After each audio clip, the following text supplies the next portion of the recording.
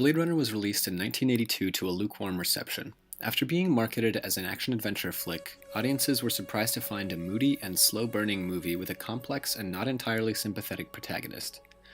But since then, the movie has gained a cult following and has been the subject of pretty deep analysis. There's been a ton of speculation from fans about the religious symbolism of the film. Some of the religious imagery is pretty obvious, and some is subtle and understated. The movie begins with a shot over Los Angeles in 2019. It's a dismal industrial landscape with smokestacks belching fire into the air. As the shot progresses, we see the Tyrell Corporation's pyramid-like headquarters rising high above the city and away from the miserable ground level. Pyramids in the ancient world, such as Egypt's mausoleums, Mesopotamia's ziggurats, or the Aztec pyramids, usually were temples or had some other kind of religious significance. So this shot begins to set up a relationship between the Tyrell Corporation and the rest of the city. The company is in the realm of the divine, overlooking the city. The city, in all its misery, represents more of a purgatory or hell. Then, all of a sudden, an enormous eye fills the screen, reflecting the landscape for a couple of seconds. Pretty odd. There's been a lot of speculation over what this shot means, but many people agree that the shots of the eye combined with the shots of the Tyrell pyramids are a reference to the all-seeing eye, also known as the Eye of Providence. There's a lot of history behind this particular eye symbol, and it's been used by Christians, Freemasons, and the US government in various images. In Blade Runner, the combination of the eye and the pyramid is probably meant to convey the sense of the Tyrell Corporation as a kind of omniscient force on Earth, seeing and controlling everything that's going on. The eye is often depicted as floating above a pyramid, like on the United States $1 bill. So it's probably no coincidence that the shots of the giant eye and a giant pyramid go hand in hand in this eerie opening sequence. Soon after, we're introduced to the protagonist, Rick Deckard, and the filmmakers continue to create this heaven-hell relationship. Early in the scene, we see a neon snake, which may be meant to symbolize the serpent, or Satan, that tempted Adam and Eve in Genesis. That would further set up the LA street scene as a kind of hellish landscape. This scene also introduces the constant reign of dystopian LA, a permanent and rather unpleasant feature of the city that evokes some kind of hellish punishment for sinners. Soon after, we learn that the LA Police Department has coerced Deckard into working as a Blade Runner again, informing him that he must go after a few rogue replicants who have returned to Earth after escaping enslavement elsewhere in the solar system. One of these replicants is a guy by the name of Roy Batty. In an essay called Blade Runner, A Postmodernist View, John Paul Gossman writes, Roy was created by God and was separated by his maker when he was sent off-world, expelled from heaven. And like Lucifer, he sets about on a course of destruction. Deckard ends up going to the Tyrell Pyramid to meet Dr. Eldon Tyrell, the head of the corporation and the guy who created the replicants that Deckard is hunting. Do you like our owl? It's significant that there's an owl flying around the top of the pyramid.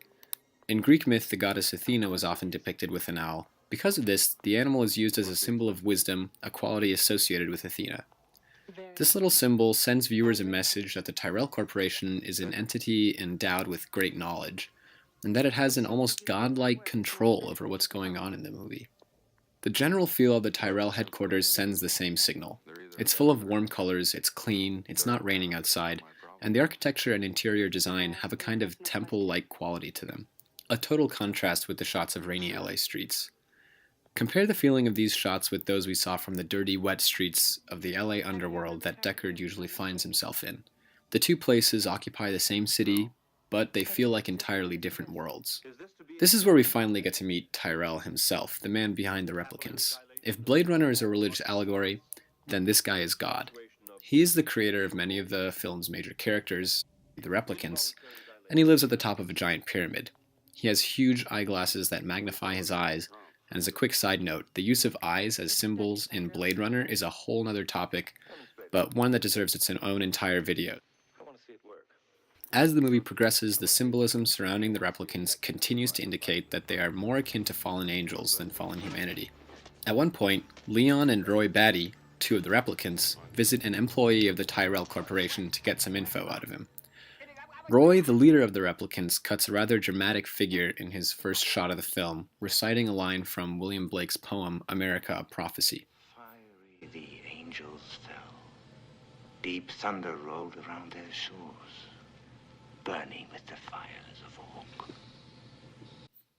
The original line in the poem is slightly different, though, as it reads, "Fiery the angels rose." Roy purposefully changes the line to fit he and his fellow replicants' situation.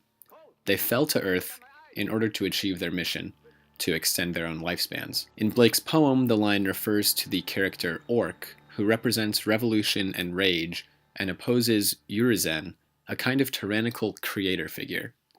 Challenging religious authority and tyranny is a major theme of the poem, which fits nicely with an interpretation of Blade Runner that sees the replicants as a challenge to dominant establishment of the Tyrell Corporation.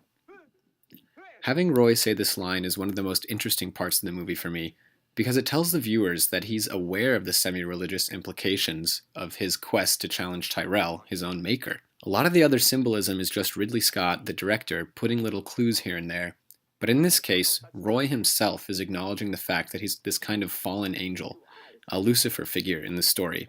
That's pretty interesting. A bit later, during one of the movie's most iconic scenes, Deckard pursues one of the replicants, Sora, ultimately shooting her and killing her. Many commenters have pointed out the fact that the gunshot wounds appear right where angel wings would attach to the replicant's back, which fits pretty nicely with the idea that the replicants are fallen angels. Zora's snake tattoo also reinforces that idea, seeing as it's a symbol of Satan, the most infamous fallen angel.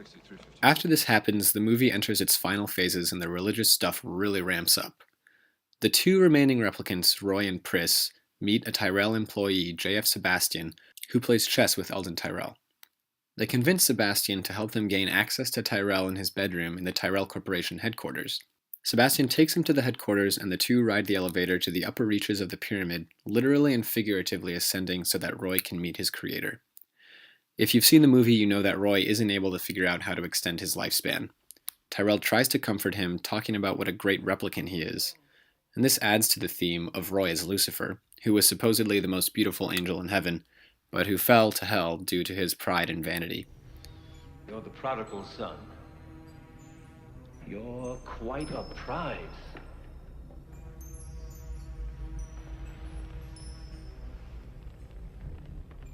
I've done questionable things. Also extraordinary things. Revel in your time. Roy doesn't seem to appreciate Tyrell's words because he ends up killing him.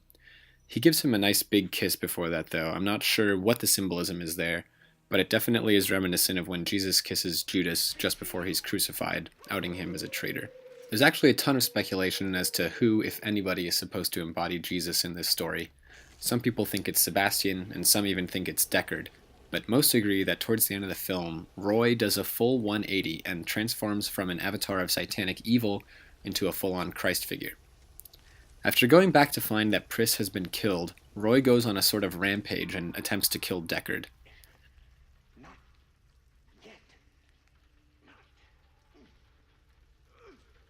During their confrontation, Roy appears to be in the final stages of his life. At one point, his hand seems to move involuntarily, and he whispers, "Not yet," to himself, willing his body to stay alive despite its programming. In order to stay alive, Roy pushes a nail through his own hand. It's not exactly clear how this helps keep him alive, but I always thought of it as a way to get his adrenaline pumping in order to stay conscious and alert. Of course, the other purpose the nail serves is in its role as what's probably the clearest religious symbol in the movie. By putting a nail through his own hand at the end of his life, Roy's similarity to Jesus becomes pretty much unquestionable. Roy continues chasing Deckard around buildings and rooftops until finally the chase concludes with Deckard clinging to a steel beam at the top of a building. Roy on an adjacent rooftop has somehow found and captured a dove, which he holds in his uninjured hand. This is pretty strange, especially given that Blade Runner is supposed to take place in a Los Angeles completely devoid of any kind of wildlife. It turns out that the dove, like the nail, also plays a religious or at least spiritual role. Roy completes his transformation into the Christ figure by saving Deckard from death, and thus forgiving him for having killed his 3 replicant friends. He chooses life over death for someone he has every reason to hate, despite having done many, as he put it, questionable things throughout his mission to extend his own lifespan. It kind of makes sense for him to make this decision, though. He has dedicated his purpose to finding a way to save his friends' lives as well as his own, but now that he knows that there's no way to do so, he sees no point in a senseless death for Deckard. It's a pretty remarkable character arc, and one made all the more interesting and meaningful by the religious parallels. Just as he is dying, Roy lets go of the dove that he's holding, and it takes flight into the sky. This is probably meant to symbolize Roy's soul or spirit ascending to heaven. Well, I'd say it hit the big symbols and religious themes of Blade Runner, but I'm sure I missed some details that others have caught. If you noticed anything I should have added, please mention it in the comments. And if you want to read more about religious themes in Blade Runner, I've linked to some of the articles I referenced in the video, as well as some that I didn't mention. There's one really interesting one that argues that Blade Runner is a big allegory for the Old Testament story of Jacob and Esau. So, hope you have enjoyed this video, and thanks for watching.